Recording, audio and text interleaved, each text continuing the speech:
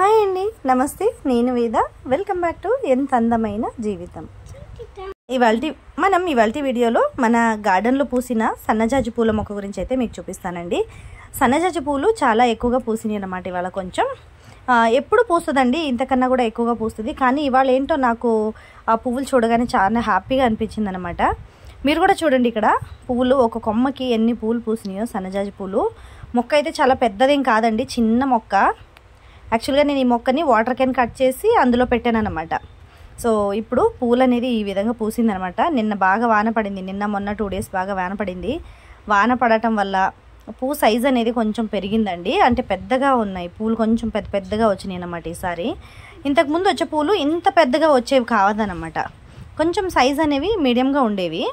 కానీ ఈసారి కాడలు కూడా కొంచెం పొడుగ్గా, పువ్వు యొక్క సైజ్ అనేది కూడా కొంచెం పెద్దగా వచ్చిందనమాట. సో నాకైతే చాలా హ్యాపీగా అనిపించింది. సో నేను అందుకే ఈ వీడియోని అయితే మీతో షేర్ చేస్తున్నానండి. నేను మొక్కలకి సన్నజాజులు ఇంకా ఎక్కువగా పుయ్యాలి అని అనుకుంటే మీరు కూడా నేను చెప్పిన ఈ 2 టిప్స్ని అయితే ఫాలో చేయండి.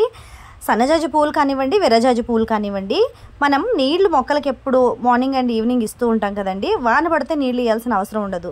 కానీ మనం నీళ్ళు ఇవ్వడానికి ముందు మొక్కకి మనం బియ్యం కడిగిన నీళ్ళు ఉంటాయి కదండి, బియ్యం కడిగిన నీళ్ళు, పప్పు కడిగిన నీళ్ళు, అలాగే మనం ఏమైనా నానబెట్టుకుంటాం తెలుసా, పెసరట్లు ఏమైనా చేసుకోవడానికైతే, లేకపోతే ఏమైనా మనం శనగలు నానబెట్టేదన్నా మనం ప్రసాదం కింద చేసుకుంటాం కదా, అలాంటప్పుడు మనం నానబెట్టిన పప్పుల నీళ్ళన్నీ కూడా వంపేస్తూ ఉంటాం కదండి షింక్లోకి. ఆ నీళ్లు మొక్కకి చాలా బాగా పనిచేస్తాయి అన్నమాట.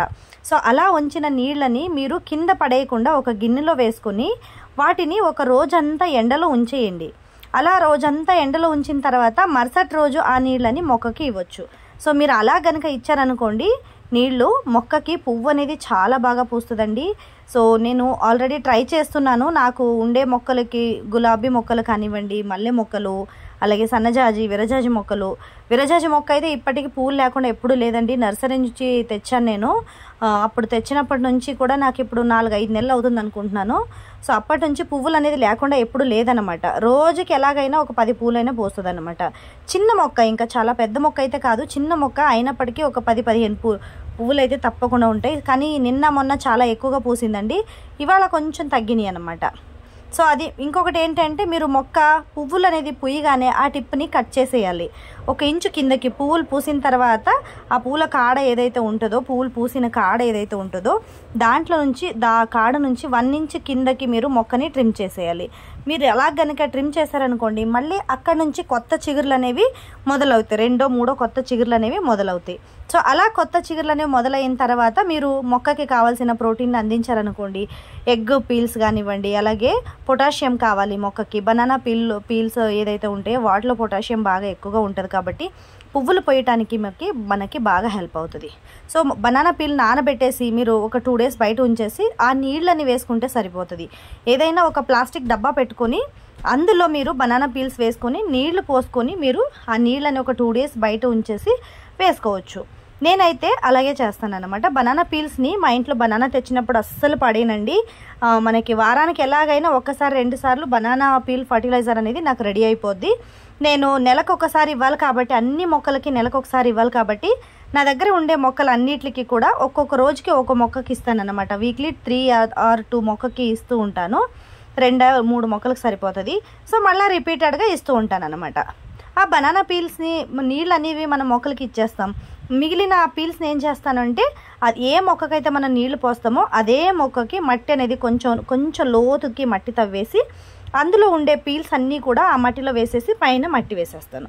సో అదేంటంటే మనకి పువ్వులు పూయటానికి బాగా పొటాషియం అయితే అందిస్తుంది అన్నమాట. బనానా పీల్ అలాగే పీల్ లిక్విడ్ ఫర్టిలైజర్ కూడా మొక్కలకి బాగా పొటాషియం అనేది అందిస్తుంది. సో అలా ఉన్నప్పుడు మొక్కలకి నిండా పువ్వులు రావటంలో అస్సలు డౌట్ లేదండి. నేను మాత్రం చాలా అది యూస్ చేస్తూ ఉంటాను అన్నమాట.